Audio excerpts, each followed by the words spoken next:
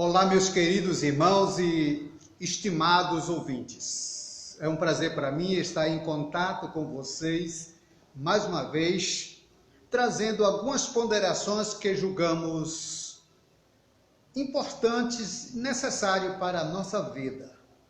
Entretanto, você tem um livre-arbítrio. A Bíblia diz que devemos examinar todas as coisas, retendo o que é bom.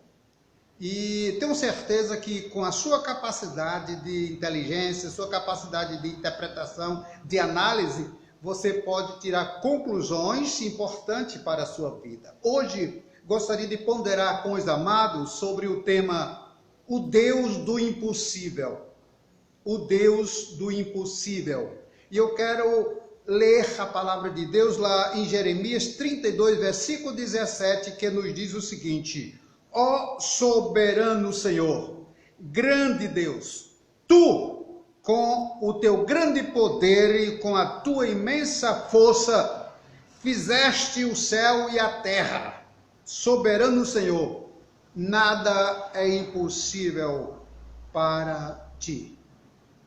Nada é impossível para Ti. Este Deus que nós denominamos, que a Bíblia denomina o Deus do impossível, diante daquilo que, humanamente falando, é impossível contermos, é impossível resolvermos, é impossível entendermos. Mas este Deus, o Deus que a Bíblia ensina, ele é capaz de transformar o impossível em possível.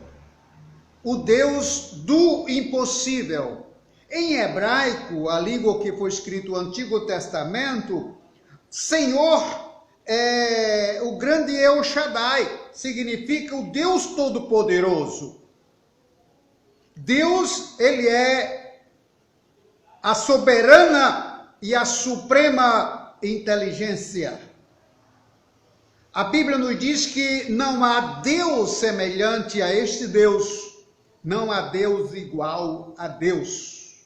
Aquele que abriu o mar vermelho, aquele que ressuscita os mortos, como a Lázaro depois de 4 dias de enterrado, aquele que traz de volta a vida, como no caso de Jesus, depois de 3 dias enterrado, Deus traz Jesus de volta à vida. Então, o Deus do impossível, Deus nenhum é semelhante a este Deus. Colocamos aqui em comparação com os deuses da mitologia grega, da mitologia romana, da mitologia egípcia, da mitologia, podemos dizer assim, a mitologia celta, ou qualquer outra ideia, pensamento de Deus criado pela mentalidade humana. Deus da Bíblia não é Deus igual o Deus da mentalidade humana. É um Deus transcendental que vai além. Por isso que nós nos detemos hoje ou paramos para refletir com os amados sobre esse tópico, esse tema, o Deus do impossível. Vamos procurar, através de alguns fatos, de algumas narrativas bíblicas e até extra-bíblica, mostrar que este Deus, realmente, ele é o Deus do impossível. Deus do impossível, ele é capaz, ele é o Deus do impossível, porque ele é capaz de transformar, podemos dizer assim, deserto em terra fértil. Baseado lá no Salmo 107, versículo 35, nós temos a seguinte leitura: transformou o deserto em lençóis de águas e a terra árida em manancial. Ou seja, de um nada, Deus faz o tudo. Ou seja, Deus transforma o deserto em terra fértil.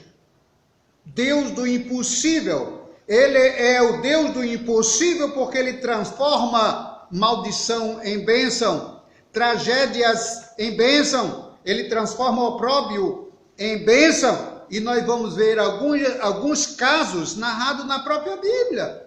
esse Deus é o Deus do impossível, porque transforma o opróbrio, maldição em bênção. O primeiro fato que nós gostaríamos de narrar aqui é o caso de Naamã, que está escrito lá em 2 Reis, capítulo 5. Naamã era o comandante do exército do rei da Síria. E a Bíblia conta que um dia os sírios, o rei e seu exército, enfrentaram Israel e dominaram, sitiaram Israel, ao ponto de levar muitas pessoas como cativos, como escravos para a Síria.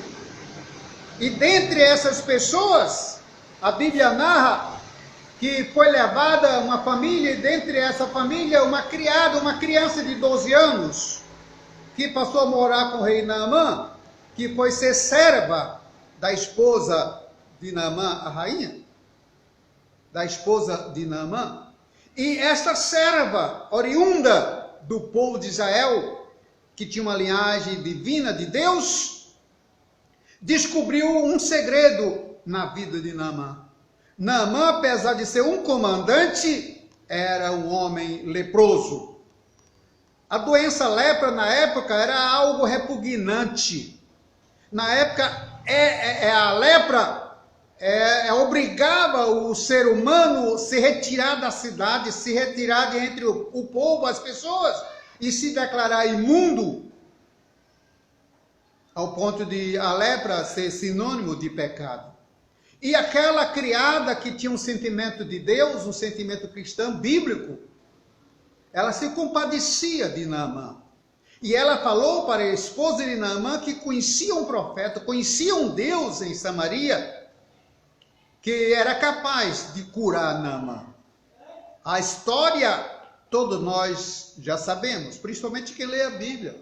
Então, tudo isso aconteceu, Naamã foi curado milagrosamente. Aquele opróbrio, aquela maldição de Naamã se converteu em bênção, porque todo mundo, através do milagre, do episódio da cura de Naamã, passaram a ter um respeito reverencial pelo Deus de Israel.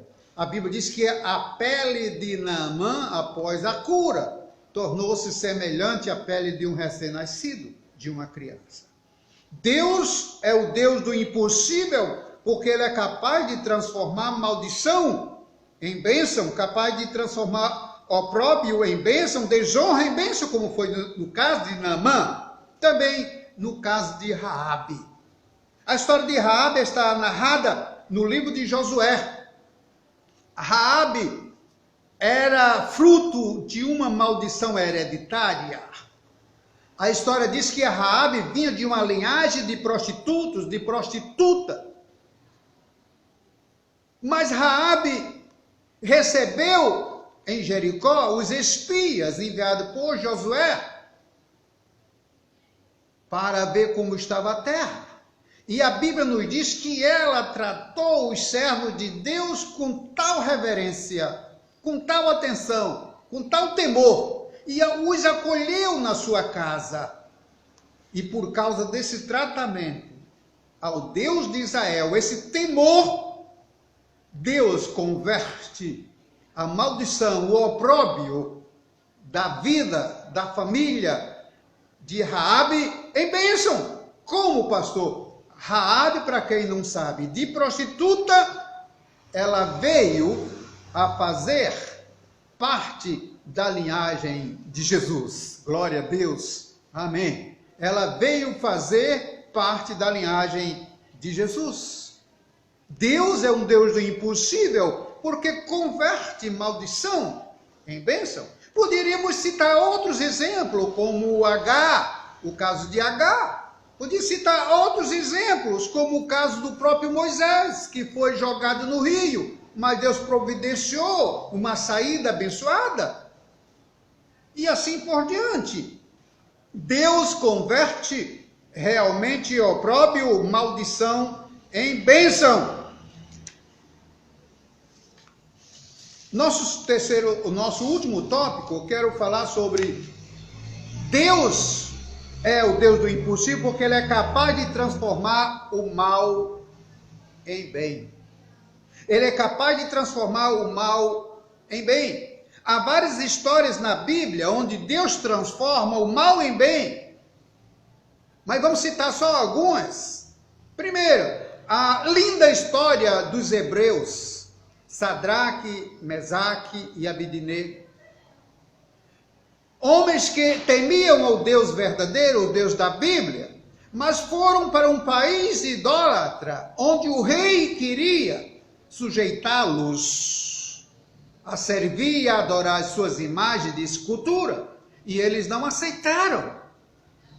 E na época, o que predominava era a lei dos medos e persas, lei cruéis, que não podiam ser revogadas, e mediante as leis dos medos e persas, quando alguém se rebelavam contra uma autoridade, um rei, eram sentenciados. Podiam ser mortos na forca, podiam ser mortos na cova dos leões, ou podiam ser mortos numa fornalha. Sadraque, Mesaque e Abidnego, como nós já sabemos, não se submeteram à ordem do rei e foram sentenciados, foram condenados a morrerem na fornalha de fogo ardente. E a história de como Deus reverteu a situação, os irmãos já conhecem. Deus não os livrou da fornalha, mas livrou na fornalha. E lá na fornalha estava Deus com eles, ao ponto de não deixar que o fogo os consumisse. E resumindo, a bênção, o mal em bênção, o mal em bem. Depois que o rei percebeu que por trás daquele homem havia uma confiança, havia uma fé em um Deus sobrenatural, ele passou a temer o Deus de Sadraque, Mesaque e Abidnego. E a história diz que ele tirou aquele jovem da fornalha, chamou para fora e constituiu aqueles homens como conselheiros, como os principais homens do seu reinado da corte. Deus é um Deus do impossível, porque converte de fato o mal em bênção. Nós temos a linda história de Esther. Esther, que vinha de uma linhagem de pessoas humildes, simples, pobres. Um dia ela concorreu, aconselhado por alguém, ao concurso de rainha para substituir a Vasti, que era a mulher de Assuero. E para a felicidade do povo judeu, ela ganhou e passou a ser rainha. No momento existia uma conspiração, existia uma ordem para se exterminar com o povo judeu.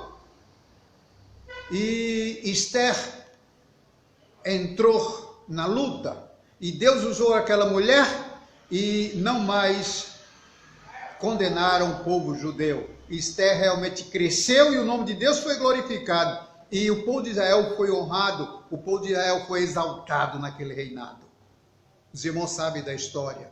Então, Deus é o Deus do impossível, porque ele converte de fato o mal em bem. E o último episódio que temos é a história do famoso José do Egito, que vocês conhecem, está passando na televisão o filme dele. José do Egito, a história de José do Egito. José veio de uma família onde os seus irmãos criaram ciúme, inveja da vida dele.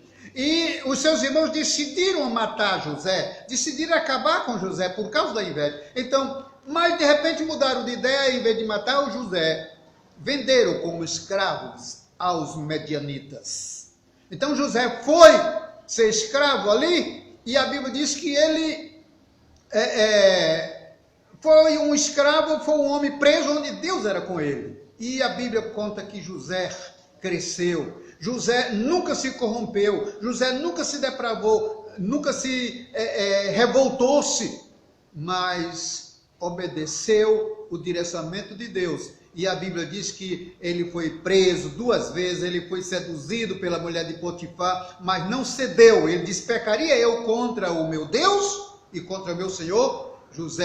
Deus era com José, porque José também era com Deus. E a história mostra que José de escravo, chegou a ser governador do Egito, porque tinha no coração de José o temor de Deus, e Deus converteu o mal em bem. Ele mesmo diz lá em Gênesis 50, versículo 21, vocês intentaram o mal contra mim, vocês planejaram o mal contra mim, mas o meu Deus converteu em bem.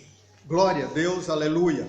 O nosso Deus é um Deus do impossível, porque Ele converte o opróbrio em bênção, o mal em bênção, transforma a tristeza em alegria, o deserto em mananciais. Esse é o Deus do impossível. Meus queridos, gostaria de concluir dizendo o seguinte: o Deus da Bíblia é um Deus sem igual, incomparável, é o Deus do impossível. Ele é capaz de transformar o mal em bênção, maldição em bênção, tragédias em vitória. Na sua vida, na minha vida, na vida da história da humanidade. Os caminhos de Deus são perfeitos, os planos de Deus são, digamos, invioláveis, os projetos de Deus são cumpridos dia após dia. E nós podemos dizer, este Deus é especialista em transformar tragédias em bênção. Às vezes Ele permite as tragédias para usar como meio de nos reconduzir a Ele. Nós vivemos uma época muito difícil no Brasil. Deus não se esqueceu do Brasil. Deus não se esqueceu dessa nação. Deus sabe, o clamor do povo brasileiro tem chegado aos ouvidos de Deus. E Deus está permitindo, Deus está deixando que as coisas aconteçam, que é para mostrar que Ele é Deus em qualquer nação, que Ele é Deus em qualquer situação, que Ele é Deus, Ele é o dono, Ele é o soberano governador deste universo, não é o homem que manda. A última palavra não é do médico, a última palavra não é das autoridades, a última palavra não é do advogado, a última palavra é de Deus. A última palavra é de Deus. Ele é o dono deste universo, Ele é o dono desta nação. Que Deus abençoe e aplique a sua palavra no teu, no meu, nos nossos corações. Amém e amém.